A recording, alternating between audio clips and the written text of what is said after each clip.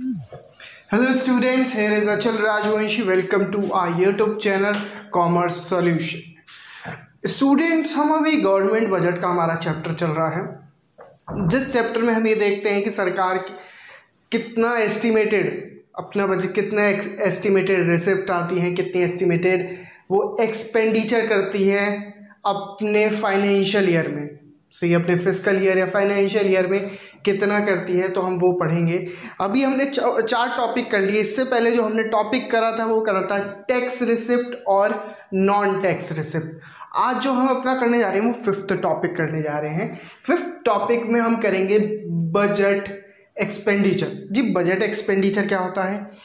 जी, budget expenditure होता है आपका, सरकार कहती है कि उसने इस बार एस्टिमेट करा है कि उसका 100 करोड़ का एक्सपेंडिचर होगा, कि उसका 1000 करोड़ का एक्सपेंडिचर होगा, कि वो एस्टिमेट करके चलती है। होता है नहीं होता वो अलग बात है, यहाँ पे वो एस्टिमेट करके चलती है कि इतना एक्सपेंडिचर पूरे फिस्कल ईयर में होगा, सही है। तो हम वो पढ़ने जा रहे हैं। बजट एक्सपेंडिचर के 2 पार्ट होते हैं, रेवेन्यू एक्सपेंडिचर और कैपिटल एक्सपेंडिचर। जी, रेवेन्यू एक्सपेंडिचर और कैपिटल एक्सपेंडिचर। रेवेन्यू एक्सपेंडिचर वो एक्सपेंडिचर होते हैं जो हम रेगुलर बेसिस पे एक्सपेंडिचर करते हैं, सही है, रेगुलर बेसिस पे। जी, कैसे कैसे? अब आप हैं, अब सरकार है, सरकार अपने गवर्नमेंट एम्प्लॉयज़ को रेगुलर बेसिस पे सैलरी देती है, नहीं देती? हाँ जी, देती है, बिल्कुल देती है। तो वो क्या हो गया? रेगुलर बेसिस पे जो एक्सपेंडिचर करती है वो क्या कहलाएगा? Revenue expenditure. Second topic, capital expenditure. जी, कैपिटल एक्सपेंडिचर क्या है? कैपिटल एक्सपेंडिचर वो एक्सपेंडिचर होता है वो जो कभी कभी करती है। आपने देखा होगा गवर्नमेंट हॉस्पिटल रोज बनवाती है सरकार? कभी नहीं बनवाती। कभी आपने देखा है सरकार रोज शेयर परचेज करती है डेली बेसिस पे? नहीं करती जी, कभी कभी करती है। कभी आपने देखा है सरकार रोज ही गवर्नमेंट स्कूल बना रही है? नहीं, कभी कभी गवर्नमेंट स्कूल, कभी कभी गवर्नमेंट कॉलेजेस बनाती है। डेली बेसिस पे गवर्नमेंट कॉलेजेस बनाती है? नहीं जी। तो वो क्या हो गया? Capital expenditure. रेवेन्यू एक्सपेंडिचर वो एक्सपेंडिचर हो गया जो रेगुलर बेसिस पे करती है, और कैपिटल एक्सपेंडिचर हम कह सकते हैं आमतौर पे कि जो कभी कभी करती है। अब इसमें 2 चीज़ें आ जाती हैं जी। कभी यहाँ पे मैं एक बना देता हूँ, this is your assets and this is your liabilities. This is your assets and this is your liabilities. अब जी देखिए, यहाँ पे उन्होंने कहा है जो रेवेन्यू एक्सपेंडिचर है, रेवेन्यू एक्सपेंडिचर से कभी हमारा एसेट भी नहीं बनते, ना कभी हमारी लाइबिलिटीज बनती, रिड्यूस होती। कभी हमारे एसेट्स भी इंक्रीज नहीं होते, ना हमारी लाइबिलिटीज, दोनों पे ही कोई फर्क नहीं पड़ता यहाँ पे, सही है जी। कैसे? यहाँ पे आपको मैं करके दिखाऊंगा जी। Old age pension government employees. अब आपको पता है, अगर मैं अपने एम्प्लॉयज जो हमारे यहाँ सरकारी नौकर जिन्हें हम कहते हैं, जो सरकारी नौकरी पे लोग तैनात हैं, उनको जो हम सैलरी दे रहे हैं रेगुलर बेसिस पे, क्या हमारी एसेट इंक्रीज हो रही है उससे? बताइए। हम जो अपने गवर्नमेंट एम्प्लॉयज़ को जो रेगुलर बेसिस पे जो सैलरी दे रहे हैं, उससे हमारी एसेट पे कुछ फ़र्क बढ़ेगा? एसेट हमारी इंक्रीज होगी क्या? कभी नहीं होगी सर। दूसरा, अब आ जाता है हमारा ओल्ड एज पेंशन। जो हम पेंशन दे रहे हैं लोगों को, जो रिटायर हो चुके हैं, उन्हें पेंशन दे रहे हैं, उससे सैलरी पे कोई फ़र्क पड़ेगा? कभी नहीं पड़ेगा सर।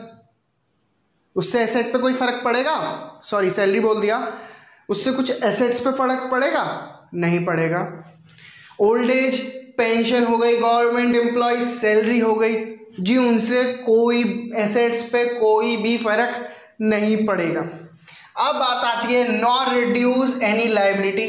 जी, लाइबिलिटीज भी रिड्यूस नहीं होती। जो लाइबिलिटी है ना ही इंक्रीज होती ना ही गिरती। रिवेन्यू एक्सपेंडिचर चीज़ कैसे? आपने देखा होगा कभी भी कोई भी परेशानी आ जाती है, जैसे केरला में बहुत बड़े अमाउंट पे, बहुत ही लार्ज एक्सटेंट पे क्या आ गया था, फ्लड आ गया था। फ्लड आने के कारण बहुत लोगों की मृत्यु हो गई थी, बहुत लोगों की जो प्रॉपर्टीज़ हैं, प्रॉपर्टी थी वो तहस नहस हो गई थी उस समय पे। हुई थी नहीं हुई थी? जो प्रॉपर्टीज तहस नहस हो गई थी उस समय पे, सरकार ने क्या करा, फंडिंग दी। सरकार ने अपने पास से फंडिंग दी, grants to the state government to cope with the natural calamities. कुछ फर्क पड़ा? लाइबिलिटीज हमारी घटी क्या? नहीं जी, हमने डोनेशन दी, ग्रांट्स दिए स्टेट गवर्नमेंट को केरला की, पर कोई फर्क नहीं पड़ा। लाइबिलिटीज पे भी रिड्यूस नहीं हुई हमारी लाइबिलिटीज, ना होने की रिड्यूस कि हमने क्या करा, अभी हमने तो जी ग्रांट दिए हैं, डोनेशन दी है। सेंट्रल गवर्नमेंट ने स्टेट गवर्नमेंट को क्या दिया है, ग्रांट्स दिए। क्यों दिए? क्योंकि क्लाइमिटीज आ गई। तो यहां पे ये चीज क्लियर हो गई कि हमारे एसेट्स भी नहीं बनते, ना ही हमारी लाइबिलिटीज पे भी कोई फर्क पड़ता। यहां पे हमने देख लिया। अब बात आ जाती है जी, अब हमारे लिए जो कैपिटल एक्सपेंडिचर है, मुनाफे का सौदा है जी। मुनाफे का सौदा कैसे है?